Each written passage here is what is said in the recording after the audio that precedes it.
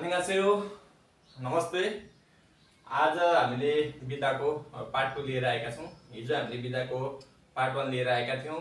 विधाको part 1 मा चाहिँ 8 वटा विधाहरुसम्म हिजो पढेको थियौं डिस्क्राइब सहित। आज चाहिँ हामी 9 वटा विधा पढ्ने छौं। 9 वटा विधा सुरु गरौं। 9 नम्बरमा छ। हिजो हामीले 8 नम्बरसम्म पढेका थियौं। आज 9 नम्बरमा छ। 9 नम्बरमा हामीले पढ्ने छौं यन्छा युगा। यन्छा युगा। यन्छा युगा भनेको चाहिँ वार्षिक विधा। वार्षिक विधा। यन्छा युगा भनेको वार्षिक विधा। 10 नम्बरमा वल्छा युगा। यन्छा युगा र वल्छा युगा चाहिँ अलि यिनीहरुसँग चाहिँ मिल्दोजुल्दो भएर यिनीहरुलाई चाहिँ छुट्टै लेखेको। महिनामा पाइने एक दिने विधा।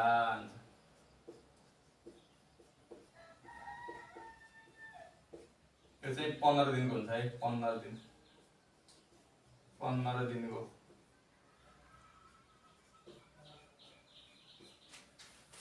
यन्छा युगा र वल्छा युगा। यन्छा युगा भनेको चाहिँ वर्षमा पाइने 15 दिने विधा।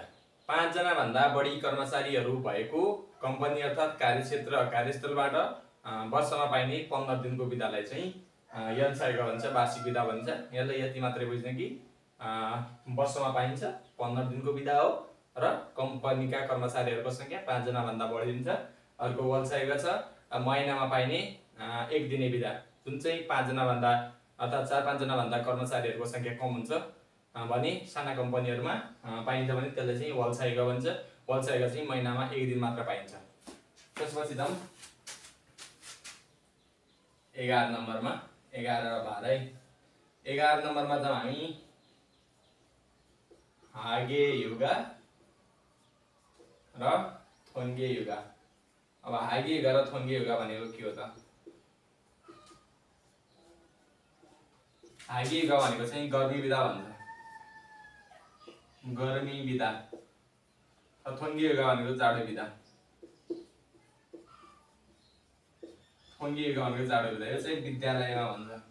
विद्यालयले दिने। विद्यालयले दिने।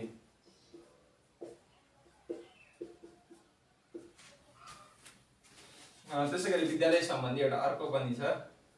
13 नम्बरमा छ हाम्रो फाङआक। फाङआक भनेको चाहिँ स्कुल अथवा कलेजको विधा भन्छ। स्कुल वा कलेजको विधा। कलेजको विधा। अब स्कुल वा कलेजको विधा फाङआक, थोन्गे युगा जाडो विधा, हागे युगा गर्मी विधा। हागे युगा भनेको गर्मी विधा भन्छ। कोरिया चाहिँ युरोपमा चाहिँ अत्यधिक गर्मी र ख्याउलमा चाहिँ अत्यधिक जाडो हुने राष्ट्रमध्येको एउटा राष्ट्र हो।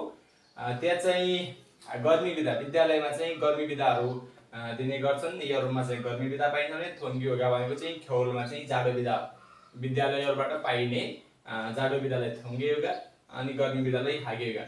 साथै हामीले चाहिँ स्कुल अथवा कलेजको विधा भनेर फाङआक पनि लेखेका छौं। फाङआक भनेको चाहिँ जस्तै हामीले कलेजको एउटा सेमेस्टर सकिएर अर्को सेमेस्टर सुरु नहुन्जेलसम्म चाहिँ विद्यालय अर्थात कलेजले दिने विद्यालय भनिन्छ। अर्को एउटा शैक्षिक सत्र सकियो र दोस्रो शैक्षिक सत्र सुरु भएको छैन, त्यो शैक्षिक सत्र भित्रको म्याद अर्थात भित्रको अवधिमा दिइने विधालाई चाहिँ फाङआक भनिन्छ, स्कुल अथवा कलेजको विधा भनिन्छ। त्यसपछि हामी 14 नम्बरमा जाउँ। 14 नम्बरमा छ सुल्सान युगा। सुल्सान युगा। हामीले थोन्गे युगा जाडो विधाको अर्को नाम पनि छ है। जाडो विधाको चाहिँ ख्याङ्जो युगा। जाडो विधालाई हामी थोन्गे युगालाई चाहिँ हामी ख्याङ्जो युगा पनि भन्न सक्छौं है। ख्याङ्जो युगा। सुल्सान युगा भन्छ। सुल्सान युगा भनेको सुत्केरी विधा। सुत्केरी विधा। सुत्केरी विधा भनेको चाहिँ इन्साङ्गोहरूले चाहिँ पाइने, गर्भवती महिलाहरूलाई पाइने विधालाई चाहिँ सुत्केरी युगा भन्छ। यो चाहिँ सुत्केरी हुनुभन्दा अगाडि र पछाडि पाइने 90 दिनको बिदालाई चाहिँ सुल्सान युगा अर्थात् सुत्केरी बिदा भनिन्छ। यो चाहिँ 90 दिन तोकिएको हुन्छ महिलाहरूका लागि। सुत्केरी बिदा भने महिलाहरूको लागि नै भएन, त्यो चाहिँ 90 दिन तोकिएको हुन्छ। सुत्केरी हुनुभन्दा अगाडि पनि हुन्छ र अगाडिको पनि दिनहरू पनि हुन्छ भने पछाडि सुत्केरी भइसकेपछि पनि लिने 90 दिनको बिदालाई चाहिँ सुल्सान युगा भनिन्छ। अब त्यसै गरी हामी 15 नम्बरमा पढ्दैछौँ। 15 नम्बरमा फप्चङ युगा भन्छ। फप्चङ युगा। फप्चङ युगा भनेको कानुनी बिदा। कानुनी बिदा। कानुनी बिदा भनेको चाहिँ कस्तो बिदा हो?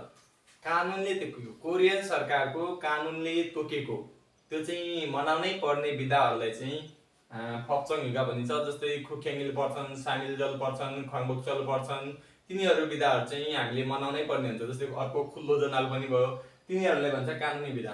अवश्य नै मुल्लुन हानन युगारुल फप्चङ युगा रागोमा रामनिदा भनेको चाहिँ अवश्य गर्नुपर्ने अर्थात् अवश्य मनाउनु पर्ने बिदाहरूलाई चाहिँ फप्चङ युगा भन्छ, कानुनी बिदा भन्छ। जस्तै फोगीमा चाहिँ खुख्याङ्गिल, सामिलजल, खङबोक्चल अन्य तिनीहरू अन्य छन्। त्यसै गरी अब पढ्नेछौँ हामी 16 र 17 दुईटा लास्ट दुईटा बिदाहरू छन्।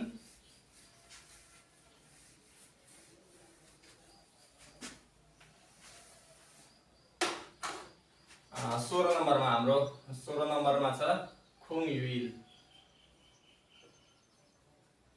खुङयुइल भनेको चाहिँ सार्वजनिक बिदा भन्छ यसलाई। सार्वजनिक बिदा। हामीले खुङयुइल पनि कोरियन सरकारले तोकेको बिदा हुन्छ। कोरियन सरकारले चाहिँ अगाडि नै तोकेका हुन्छन्। तर सबै फप्चङ युगाहरू, सबै खुङयुइलहरू चाहिँ फप्चङ युगाभित्र पर्दैनन्। केही युगाहरू चाहिँ खुङयुइलभित्र पर्छन् भने सबै फप्चङ युगाहरू चाहिँ त्यो भित्र खुङयुइलभित्र पर्दैनन्। जस्तै कि हाम्रो ह्यान्सुङइल चाहिँ खुङयुइलभित्र पर्दैन, किनभने ह्यान्सुङइलले चाहिँ बिदा दिने पनि गर्छन्, नदिने पनि गर्छन्। आज चाहिँ कोरियाको ह्यान्सुङइल पनि हो, शहीद स्मृति दिवस पनि हो। सम्पूर्ण कोरियाका शहीदहरूप्रति नमन प्रकट गर्दछौँ। आज चाहिँ ह्यान्सुङइल आज जुन 6 तारिकको दिन कोरियाको चाहिँ संविधान दिवस हो। त्यसपछि आज चाहिँ हामी अर्को सार्वजनिक बिदामा के पर्छन् है? सार्वजनिक बिदामा चाहिँ सल्लाल भयो, त्यसै गरी सल्लाल अनि छुसक, सल्लाल छुसक यिनीहरू पर्छन्। सल्लाल छुसकहरू यिनीहरू चाहिँ सार्वजनिक बिदामा पर्छन्। अब अर्को चाहिँ 17 नम्बर, आजको अन्तिम भनेको 17 नम्बर थियो। यिनी मुख्य बिदाहरू हुन्, अन्य बिदाहरू पनि छन्। यो युइल भनेको चाहिँ बिदा भन्छ। युइलले चाहिँ सन्दर्भ अनुसार चाहिँ फरक दिन्छ। जस्तै हामीले खोङबुङ भनेको चाहिँ सार्वजनिक हो, खोङबुङ भनेको सार्वजनिक हो भने सार्वजनिक युइल बिदा भने सार्वजनिकसँग युइल भयो, सार्वजनिक बिदा भयो। त्यसै गरी हाम्रो हिजो मुगुब युइल र युगुब युइलसँग पढाएको थियो, त्यहाँ अनुसार चाहिँ बेतलबी बिदा र तलबी बिदा भनेर पनि यसले सन्दर्भ अनुसार चाहिँ फरक दिएको छ। युइल भनेको चाहिँ सामान्य हिसाबले भन्दाखेरि, सामान्य तौरले भन्दाखेरि युइल भनेको बिदा हो भने हामीले 17 वटा बिदाहरू पढ्यौँ। 17 वटा बिदामा चाहिँ तपाईँहरूले चाहिँ कुन बिदा पढ्दाखेरि चाहिँ यहाँनिर मिस्टेक पनि भएको हुनसक्छ। त्यो मिस्टेक भएको बेलाले चाहिँ क्षमा दिनु होला र भन्नु होला, कमेन्ट गर्नु होला यहाँनिर मिस्टेक भएको छ भनेर भन्दै अहिलेलाई छुट्टिन्छौँ। भोलि अर्को टपिक लिएर आउनेछौँ। हस्, खामसाम्निदा।